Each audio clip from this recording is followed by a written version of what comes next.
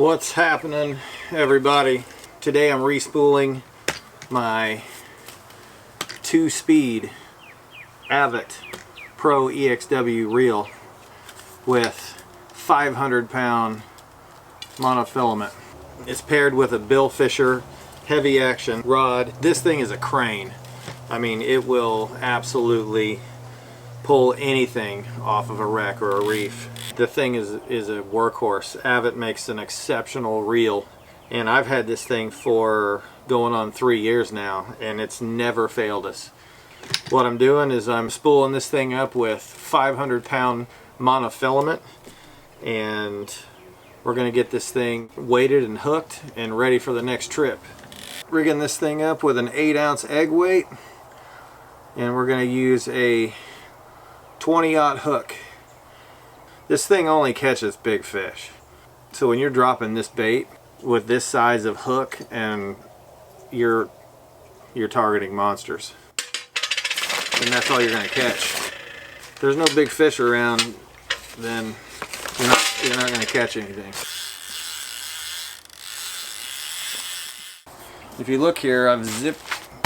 This is a pool noodle. What this does is it protects both the rod and the boat. 100 times out of 100, when somebody hooks up to a Goliath grouper the size of the ones that we catch, or say even a 6-foot sandbar shark, those things are so incredibly powerful and strong that it's going to just double you down and rub on the gunnel. So to protect both the rod and the gunnel, we put this pool noodle on, and it works out pretty good.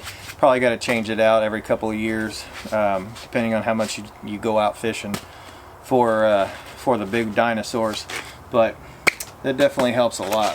When Jennifer goes out, when the kids go out, family and friends, when they come down, they want to catch something big, and the only way to do that is to get after it with a big Avet. This thing is badass. A couple of things that I do to my hooks that helps me out in general, it's not something that needs to happen, is I'll take these circle hooks are closed in so much that I'll take and put them on a vise and open them up just a little bit. I'll just bend them open just a very, very little bit. They're still a circle hook, but they're a little bit wider, so it's easier to get, to get down and dig into that big bonita or bait or whatever you're using. And then the other thing is I'll take a file and I'll file down this barb. One thing that always gets me is whenever I hook in, especially to a shark, because a shark's meat is really, really tough around their jaw. And the last thing you want to do is break a shark's jaw trying to get a hook out. And I personally don't like leaving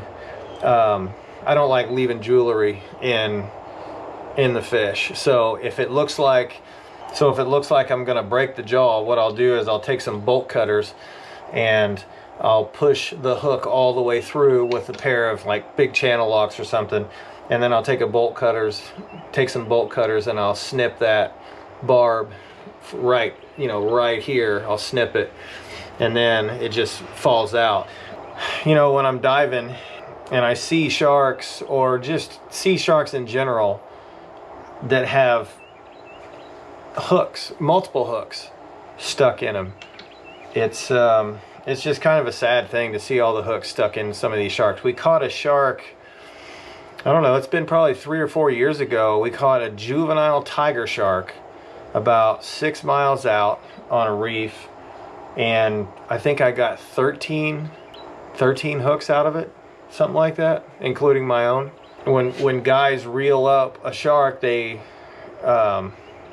obviously sharks have a bad name. They can be dangerous if you don't if you're not careful. So a lot of guys will just snip the leader way back, and then they're just stuck with these things in their jaws till they rust out, or sometimes they don't. Make it easy, file this barb down, and it makes it a little bit easier to pop that hook and save the hook.